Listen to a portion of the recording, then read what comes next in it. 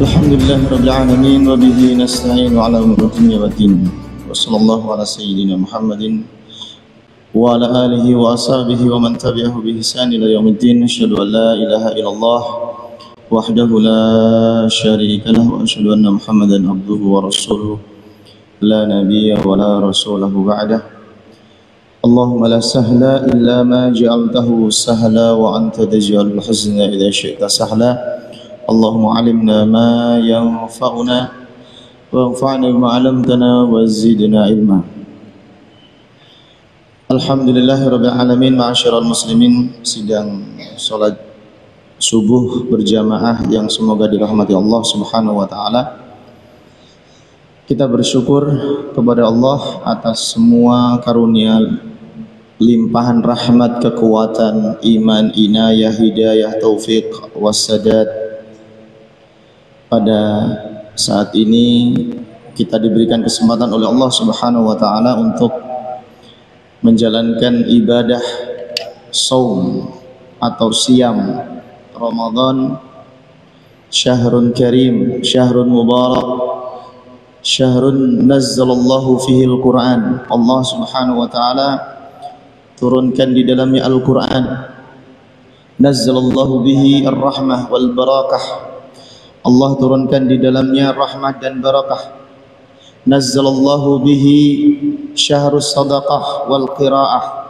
Allah Subhanahu wa taala turunkan di dalamnya kenikmatan bersedekah, kenikmatan qiraatul Quran. Nazzalallahu bihi sakinah wal waqar. Allah Subhanahu wa taala turunkan di dalamnya ketenangan, di mana Allah Subhanahu wa taala nazzalallahu bihi lailatul qadri. Allah turunkan di dalamnya malam Lailatul Qadar. Wa nazzalallahu bihi al-iman wa ihtisaban ghufira lahu ma taqaddama min dhanbihi. Dan Allah Subhanahu wa taala turunkan bagi siapa saja yang mengerjakan puasa Ramadan dengan penuh iman kepada Allah Subhanahu wa taala, wahtisaban, dan pengharapan besar di sisi Allah bahwa amal ibadah yang dilakukan semata-mata untuk Allah Subhanahu wa taala, semata-mata untuk menjunjung tinggi perintah Allah Subhanahu wa taala, ghuffira lahu ma taqaddama min dhanbi, maka Allah akan ampuni semua dosa-dosanya yang telah lalu. Masya Allah, tabarakallah. Dan tentu la hadda li fadilatihi, tidak ada batasan untuk kita sebutkan keutamaannya syahrun Ramadan ini. Masya Allah Bapak Ibu sekalian, luar biasa. Satu demi satu kalau kita bahas maka tentu akan memiliki keutamaan dan hikmah. Satu demi satu kalau kita buka, kita kaji, maka akan memiliki nilai keimanan yang tinggi. Akan tetapi terbatasnya waktu dan kesempatan, kita pada saat ini akan mengkaji fikihnya dari segi bagaimana Islam memandang puasa Ramadan dan bagaimana para ulama memandang puasa Ramadan dan bagaimana para imam menjelaskan puasa Ramadan. Puasa Ramadan, Allah Subhanahu wa taala berfirman di dalam Al-Qur'an surat Al-Baqarah ayat 183. A'udzu billahi minasyaitonir rajim. Ya ayyuhalladzina amanu kutiba 'alaikumus shiyam kama kutiba 'alal ladzina min qablikum la'allakum tattaqun. Bahwa firman Allah Subhanahu wa taala di dalam surat Al-Baqarah ini ya diturunkan oleh Allah Subhanahu wa taala sebelum terjadinya ijma. Artinya sudah ada perintah Allah ini, sudah ada ayat ini diturunkan oleh Allah sebelum adanya ijma. Ijma itu kesepakatan para ulama bahwa puasa Ramadan ini menjadi fardu ain. Ya.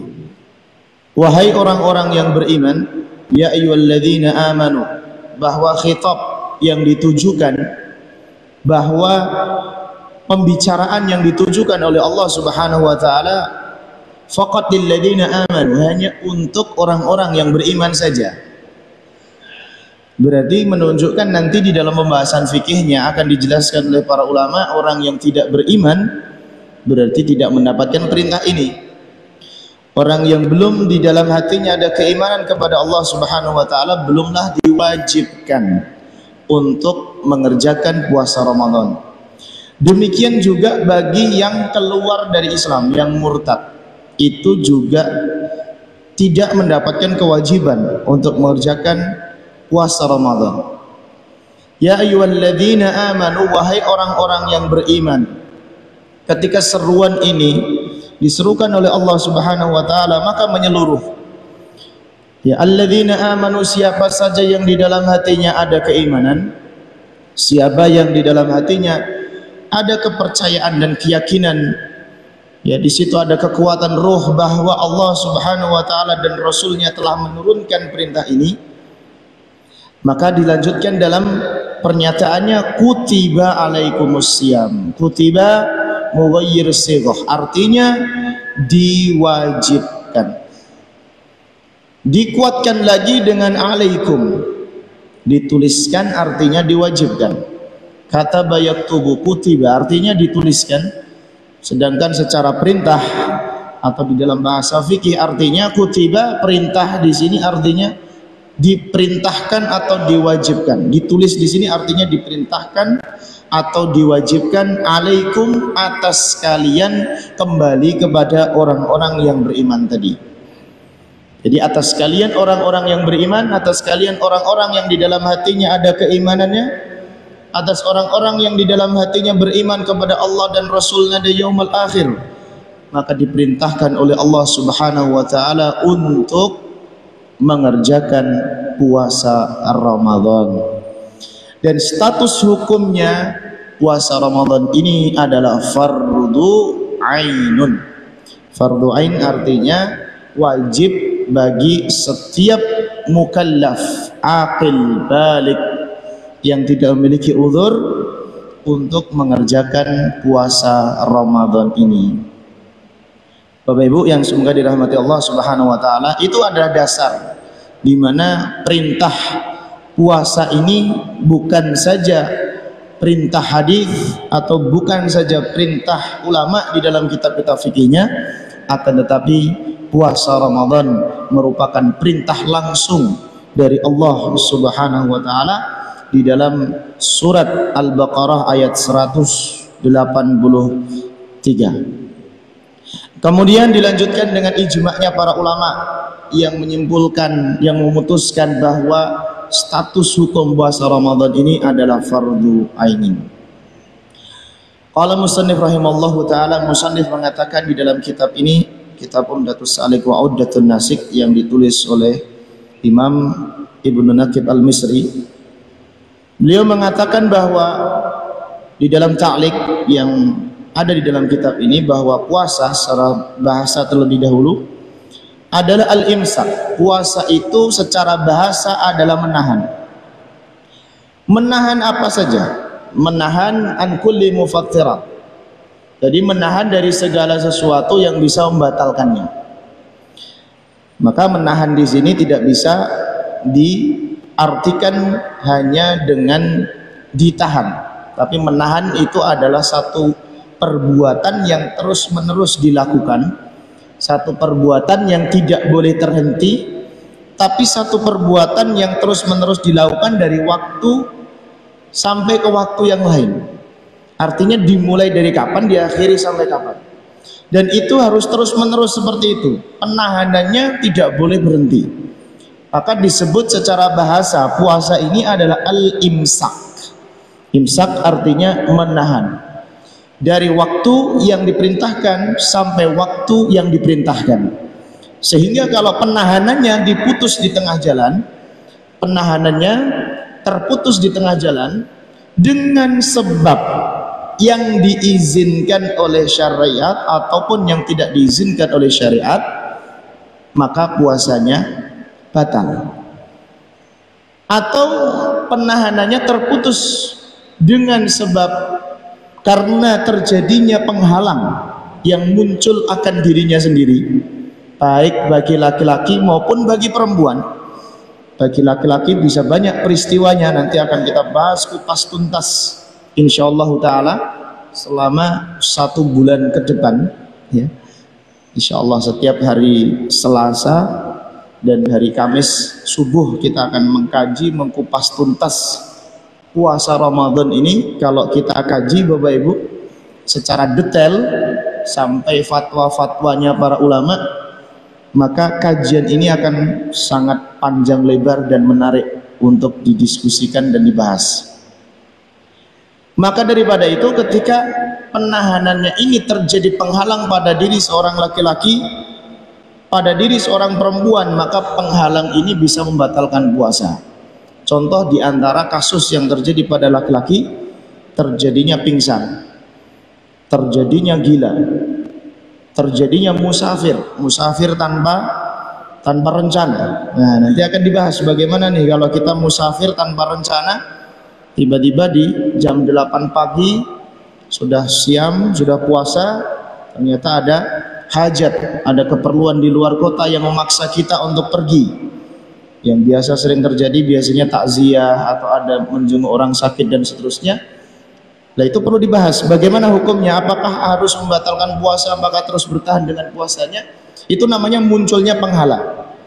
Kemudian juga sama untuk perempuan juga demikian, munculnya penghalang bagi perempuan ketika terjadinya haid, terjadinya nifas, terjadinya wiladah. Wiladah itu melahirkan. Jadi bagi ibu-ibu yang melahirkan, maka di situ terjadinya penghalang, munculnya penghalang, sehingga daripada proses imsak atau daripada proses menahannya itu, ketika muncul penghalang-penghalang ini, sehingga puasa Ramadan bisa tertunda atau bisa batal.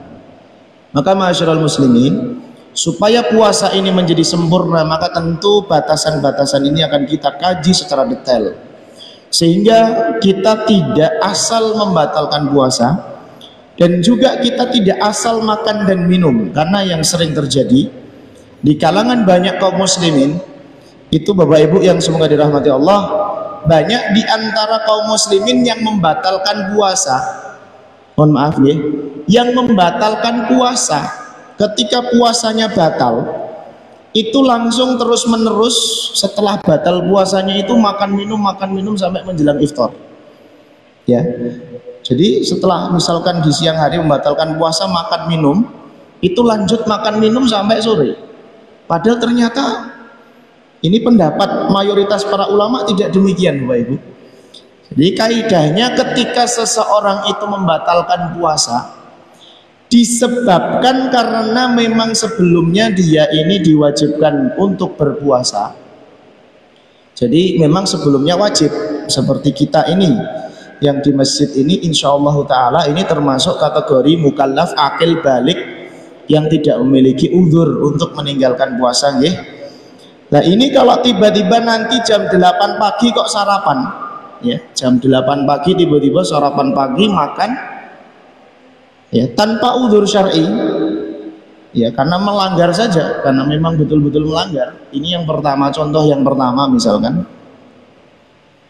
Maka yang sudah melanggar ini sampai menjelang buka puasa tidak boleh makan dan minum.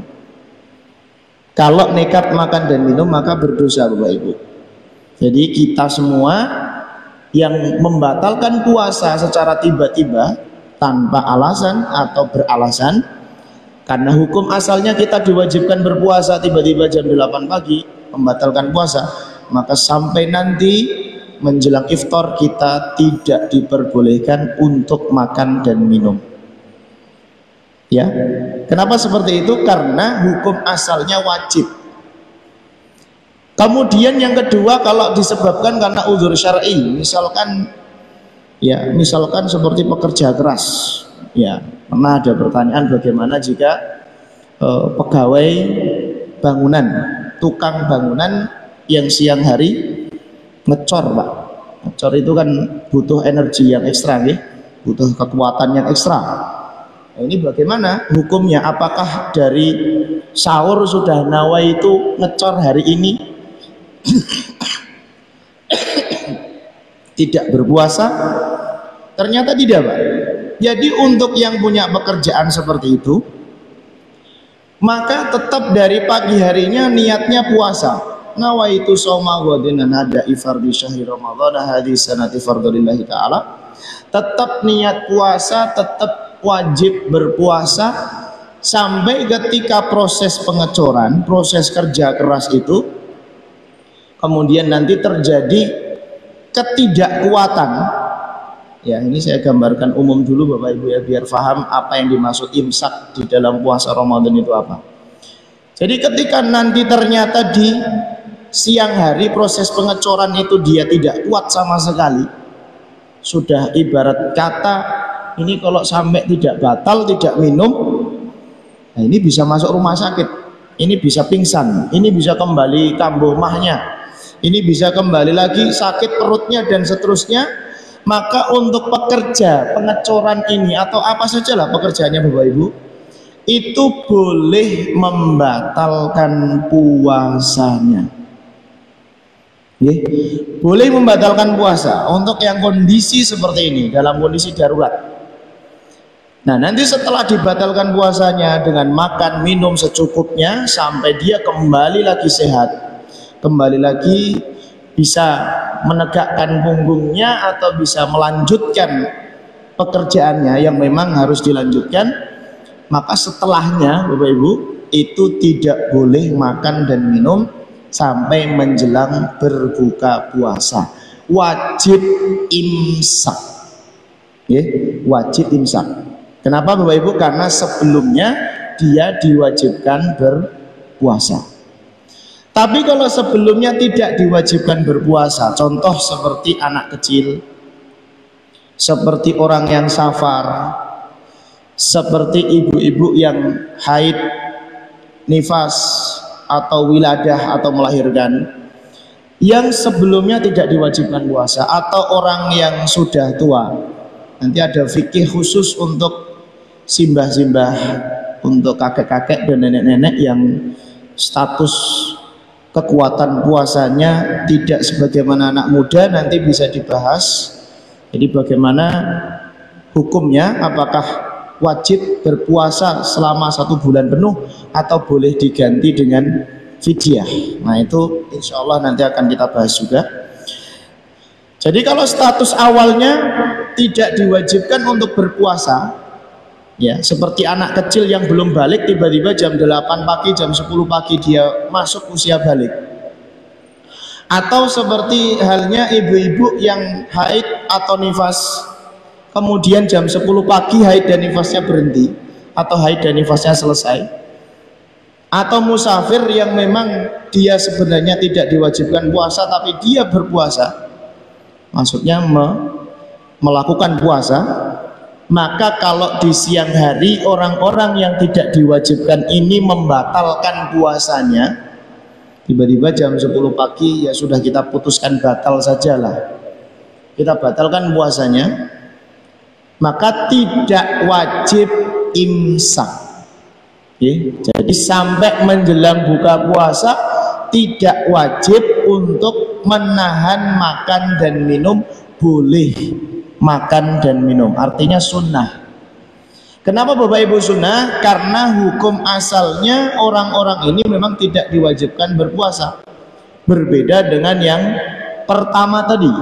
Kalau yang pertama diwajibkan berpuasa, tidak memiliki udzur maupun memiliki udzur kemudian membatalkan puasa, maka setelah membatalkan tidak boleh makan dan minum sampai menjelang buka puasa. Yang kedua, jika hukum asalnya orang tersebut tidak diwajibkan berpuasa, artinya adanya penghalang-penghalang untuk berpuasa, kemudian mencoba untuk melanjutkan puasanya, maka tidak diwajibkan, artinya hukumnya disunahkan untuk imsak. Ya, seperti contoh-contoh yang kita bahas tadi. Jadi maksud imsak seperti itu Bapak Ibu secara bahasa. Jadi menahan dari semua pembatal-pembatal puasa selama tidak muncul penghalangnya. Kemudian dari segi syarak atau dari segi istilah, puasa ini adalah al-imsak anil mufattiri ala wajhil makhsus jami'an nahar yaitu menahan dari segala sesuatu yang bisa membatalkan puasa dengan bentuk tertentu. Artinya pembatal puasa itu tidak bisa asal batal, ya. Kadang ada beberapa hal yang bisa dengan sepele atau bisa dengan sembrono batal. Ada beberapa hal yang memang betul-betul tidak bisa batal. Nah, apa saja itu tentu akan kita bahas semuanya. Jadi ala wajhul maksus di sini artinya adalah beberapa hal yang nanti akan dibahas oleh para ulama dengan dalil-dalilnya bahwa puasa Ramadan ini bisa batal dengan perkara yang sepele sekali. Tapi puasa Ramadan juga tidak bisa batal dengan beberapa hal yang tentu ada batasan-batasannya. Maka disebutkan oleh para ulama ala wajhin makhsusin, dengan cara khusus. Bagaimana cara puasa ini bisa bertahan atau bagaimana puasa ini bisa batal. Puasa Ramadan ini dijelaskan oleh para ulama furidha fi Sya'ban tsani al-hijrah. Jadi puasa Ramadan ini tidaklah dari pertama kali Rasulullah Nabi kita Muhammad sallallahu alaihi wasallam ini diutus menjadi nabi dan rasul tiba-tiba ada puasa. Tidak. Tapi diutus tahun kedua, ya, di bulan Sya'ban di tahun kedua setelah beliau hijrah ke Madinah. Ya, jadi puasa Ramadan ini tidaklah diperintahkan oleh Allah Subhanahu wa taala ketika Rasulullah masih ada di Mekah, tapi setelah 2 tahun hijrah. Artinya Bapak Ibu sekalian yang semoga dirahmati Allah, tentu untuk mempersiapkan kaum muslimin bisa menjalankan puasa ini ternyata tidak mudah. Artinya Rasulullah membutuhkan persiapan untuk menyampaikannya. Rasulullah membutuhkan kekuatan untuk menjelaskan bagaimana puasa Ramadan ini bisa ditegakkan oleh kaum muslimin. Ya, jamaah sholat subuh yang semoga dirahmati Allah, itu poin yang pertama dari keterangan musannif rahimahullahu taala, ta'liq daripada penjelasan puasa Ramadan. Kemudian qala musannif rahimahullahu taala wa yajibu shaumu Ramadan ala kulli muslimin balighin aqilin qadirin ala shaumi ma'al khuluwi min haidin wa nifasin. Puasa Ramadan ini diwajibkan bagi setiap, ya, bagi setiap muslim. Artinya bagi setiap muslim di sini tadi sebagaimana firman Allah di dalam surat Al-Baqarah tadi, ya ayyuhalladzina amanu kutiba alaikumusiyam. Alladzina amanu berarti muslim. Yang dituju oleh Allah Subhanahu wa taala adalah muslim. Berarti keluar daripada itu orang kafir, keluar daripada itu orang murtad, maka tidak diwajibkan oleh Allah Subhanahu wa taala untuk berpuasa. Kemudian yang diwajibkan oleh Allah Subhanahu wa taala di dalam ayat ini adalah balik. Balik itu dari kata balagha yablughu. Balagha artinya telah sampai. Telah sampai di sini artinya telah sampai usia taklif atau disebut dengan bahasa mukallaf. Yang dimaksud dengan mukallaf adalah yang mendapatkan khitabus syari'. Khitab syari' itu artinya Allah Subhanahu wa taala sudah meminta, sudah mewajibkan, sudah menjadikan perintahnya sebagai bentuk kewajiban mas'uliyah yang harus dikerjakan, yang harus dilakukan, baik ya orang tersebut terpaksa maupun tidak terpaksa. Jadi Bapak Ibu, nanti kalau kita bahas pengamalan Islam itu, ya, Islam itu memang diamalkan macam-macam. Ada di antara kita yang mengerjakan puasa dan sholat ini untuk sekedar menunaikan kewajiban, ya, artinya sholat ya sholat, puasa ya puasa, zakat ya zakat, musim haji ya haji, artinya dikerjakan semua, ya. Tapi hati urusan belakangan, Ustaz, yang penting saya mengerjakan semua yang diperintahkan Allah. Ini namanya memenuhi syarat dan kewajiban. Yang kedua, menjadikan semua perintah Allah ini baik as-siyam wal qiyam was sadaqah waz zakah wal hajj, semua perintah Allah arkanul Islam ini dijadikan sebagai bentuk derajat takwa. Inna akramakum indallahi atqakum. Setiap perintah Allah pasti akan dipetik di dalamnya nilai takwa. Salat diambil petik di dalamnya, inna salata tanha 'anil fahsya'i wal munkar. Salat betul-betul dijadikan sebagai benteng bagaimana dirinya bisa terbebas dari segala kemungkaran, terbebas dari segala kemaksiatan. Puasa dijadikan sebagai wiqayah bainal iman wazdadu taqwa la'allakum tattaqun, dijadikan sebagai bentuk ketakwaan. Haji juga seperti itu, al-hajj al-mabrur, bagaimana menjadikan haji mabrur. Jadi perintah Allah yang dijadikan sebagai bentuk pengamalan dan juga penguatan derajat takwa di sisi Allah. Itu pasti tujuan dari kita semua Bapak Ibu sekalian yang semoga dirahmati Allah Subhanahu wa taala. Sehingga ketika sudah masuk usia balik ini, dan usia balik bisa ditandai dengan dua kriteria. Yang pertama adalah ketika usia balik ini diukur dari segi umur. Ya, yang pertama diukur dari segi umur atau timbangan umur, maka juga terbagi menjadi dua. Yang pertama adalah usia perkiraan. Jadi balik usia perkiraan bagi laki-laki maupun bagi perempuan. Kalau balik usia perkiraan bagi laki-laki, Bapak Ibu sekalian, ini penting juga, itu di usia 9 tahun. Artinya perkiraan bisa jadi sudah masuk balik, bisa jadi belum, 9 tahun itu. Kemudian perempuan juga sama, perkiraan bisa jadi sudah masuk usia balik, bisa jadi belum. Bagaimana kok bisa seperti itu, Ustaz? Iya, ketika perempuan ini di usia 9 tahun, dilihat dulu apakah sudah ada tandanya apa belum. Jadi tadi secara umum, secara umur ya. Kemudian masuk kepada tanda sekarang, bagaimana tandanya untuk mengetahui dari perkiraan ini bahwa sudah masuk usia balik. Kalau laki-laki berarti ditandai dengan adanya mimpi basah, ya, atau disebut dengan ihtilam.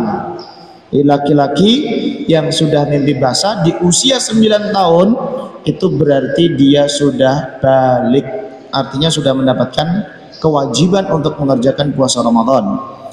Ya, kemudian perempuan, untuk perempuan bagaimana untuk melihatnya? Itu juga sama, juga adanya ihtilam, meskipun ketika kami mencoba untuk menanyakan, ya, ini menanyakan ini berarti lebih dari satu perempuan ibu-ibu, tapi ada puluhan perempuan yang sudah kami ajar kajian-kajian ummahat, dan juga kami tanyakan langsung untuk membuktikan tanda ini.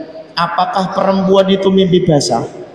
Itu ternyata jawabannya mayoritas perempuan tidak mengalami mimpi basah. Ataupun kalau mengalami mimpi basah itu maka presentasinya sangat kecil sekali. Sebagaimana ketika ditanya, Ustadz, apa betul kalau perempuan ketika hamil itu bisa haid? Ya, jadi perempuan ketika hamil apakah bisa haid apa tidak? Ya, maka ini kalau istiqra'nya Imam Syafi'i kemungkinan bisa, dan betul, artinya di dalam kitab-kitab para ulamanya Imam Syafi'i dan juga Syafi'iyah itu ada bahwa perempuan yang hamil itu bisa terjadi haid. Tapi setelah kita coba istiqra' juga dengan banyak menanya para ummahat, ternyata terjadinya juga sangat sedikit sekali di antara perempuan yang mengalami haid ketika hamil. Maka ketika seperti itu Bapak Ibu sekalian yang semua dirahmati Allah, maka tanda bahwa seorang perempuan ini sudah mulai balik itu dengan cara mimpi basah. Yang pertama tadi, meskipun ternyata prosentasinya sangat kecil, tapi tetap para ulama menyebutkan soalnya di situ. Kemudian yang kedua adalah dengan cara melihat apakah sudah masuk haid atau belum. Ya, kalau ternyata sudah masuk haid, ditandai dengan tanda-tanda yang menjadi kewajiban haid, minimal 1 hari 1 malam. Kemudian sebagian besar perempuan mengalami haid itu 7 hari. Maksimal perempuan mengalami masa haid itu 15 hari dengan ditandai bentuk darah, ya, sifat darah perempuan yang asli adalah dimulai dari darah hitam, kemudian bisa kurang dari darah hitam itu yang disebut dengan adhaf, lebih lemah, disebut dengan darah merah.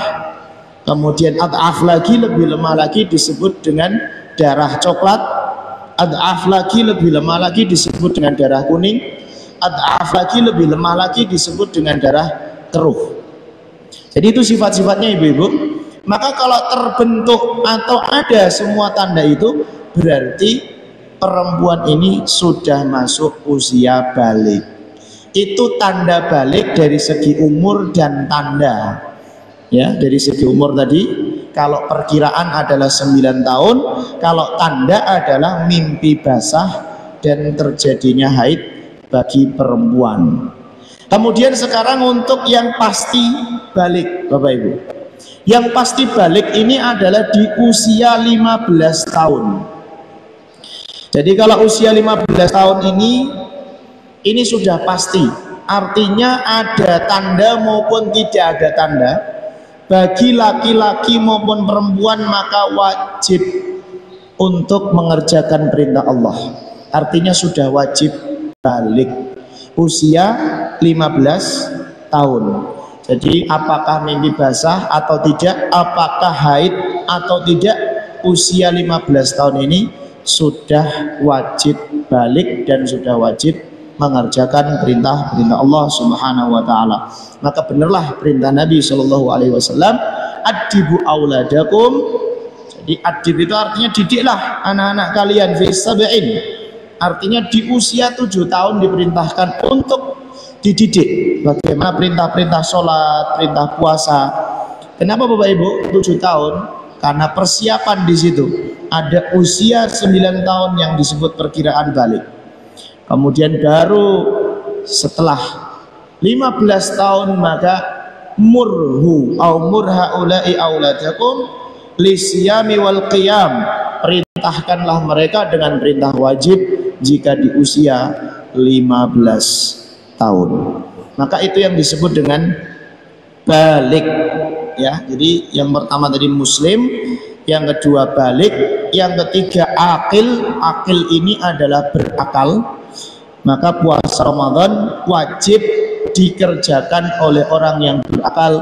Maka orang yang gila, orang yang pingsan, orang yang mabuk ini tidak bisa mengerjakan puasa Ramadan atau tidak diwajibkan, atau kalaupun maksa mengerjakannya maka puasanya tetap tidak sah.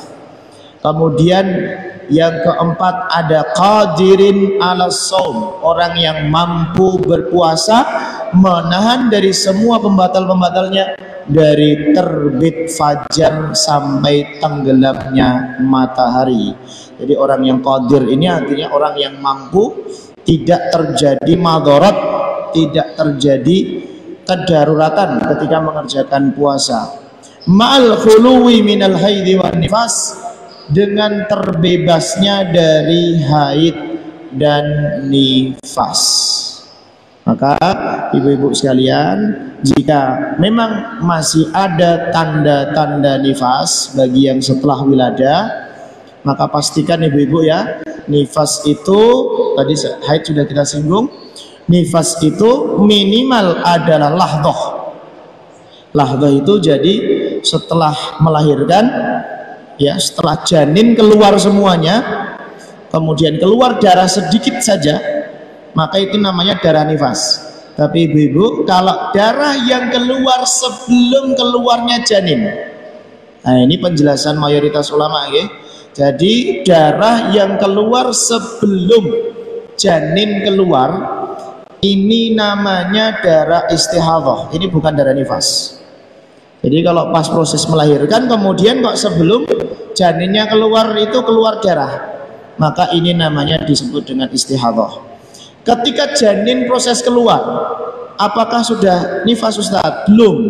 ketika janin proses keluar, ketika janin sedang keluar, ini namanya disebut darah istihadah. Baru setelah janin keluar semuanya sampai ari-arinya, ya, atau plasentanya ibu namanya, secara bahasa kedokteran atau kebidanan ya, setelah plasentanya diambil bersih semua rahimnya, maka darah yang menetes inilah disebut darah nifas. Nah, darah nifas ini bisa langsung keluar, bisa tidak, bisa langsung keluar saat itu juga, bisa juga ditunda. Kalau langsung keluar berarti panjenengan langsung masuk masa nifas atau usia nifas, maka saat itu juga tidak boleh mengerjakan puasa. Kalau misalkan ternyata ada penundaan, dilihat dulu penundaannya berapa lama. Kalau penundaannya itu 1 hari, 2 hari, 3 hari, 4 hari, 1 minggu, bahkan sampai 10 hari, sampai 12 hari.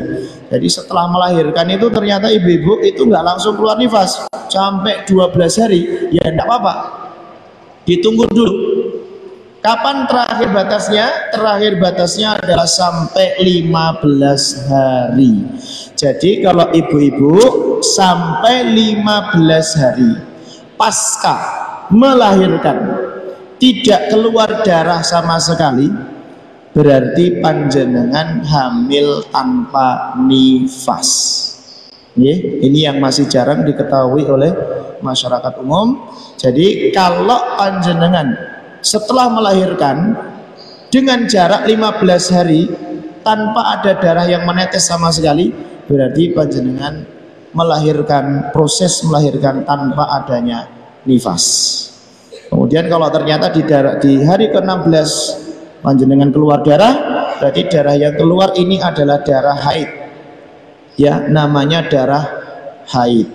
Jadi itu namanya nifas ibu-ibu. Jadi untuk mengetahui bagaimana kita diwajibkan puasa Ramadan apa tidak, panjenengan lihat dulu pasca melahirkannya, ya, seperti itu. Kemudian nifas itu sebagian besar perempuan mengalaminya sampai usia 40 hari, sebagian besar. Maksimalnya adalah 60 hari. Jadi kemarin juga pernah ada pertanyaan, bagaimana Ustadz ini sudah 1 bulan penuh keluar darah nifas, ini saya di tahun ini, saat ini Pak, ini puasa apa tidak? Ya dilihat tandanya, apakah sudah kosotal baydho apa belum, apakah sudah di kapasnya itu sudah bersih apa belum. Ternyata setelah dicek masih ada darah berwarna coklat, nah sudah, berarti kalau masih ada darah berwarna coklat berarti panjenengan masih nifas meskipun sudah 1 bulan lebih. Nah terus sampai kapan Ustaz? Sampai 60 hari, ya ibu-ibu, sampai 60 hari dilihat dulu. Nanti setelah 60 hari baru kemudian jenengan cek apakah masih ada darah apa tidak. Dengan sifat-sifat darah yang kami sebutkan tadi, ada 5 jenis darah. Demikian Bapak Ibu sekalian yang semoga dirahmati Allah Subhanahu wa taala. Pertemuan yang pertama kali ini mudah-mudahan bisa memuqaddimai kita, mengawali kita di puasa Ramadan 1445 Hijriah ini dengan penuh mutmain, dengan penuh keikhlasan, kesabaran, dengan menambah ilmu, wawasan, dengan menambah kekuatan keimanan kita di hadapan Allah Subhanahu wa taala. Dan kita berharap Ramadan tahun ini jauh lebih baik, jauh lebih gesit, jauh lebih banyak beramal daripada Ramadan sebelumnya. Nasallallahu taala taufiq wal afiyah. Allahumma ighfir lil muslimina wal muslimat wal mu'minina wal mu'minat al ahya'i minhum wal amwat an qarib mujibu da'wat ya qadiyal hajat. Allahumma ighfir lana wa liwalidina warhamhum kama rabbawna shighara. Allahumma taqabbal siyamana wal qiyamana wa ruku'ana wa sujudana. Allahumma taqabbal siyama ramadhanina ya arhamar rahimin. Allahumma ij'al hadha syahr syahran qira'ah ya Allah. Allahumma ij'al hadha syahr sadaqah ya Allah. Allahumma taqabbal jami'a a'malina wa qdi hajatina wa qdi duyunana ya arhamar rahimin. Rabbana atina fid dunya hasanah wa fil akhirati hasanah wa qina adzabannar. Subhana rabbika rabbil izzati amma yasifun wa salamun alal mursalin walhamdulillahi rabbil alamin. Assalamualaikum warahmatullahi wabarakatuh.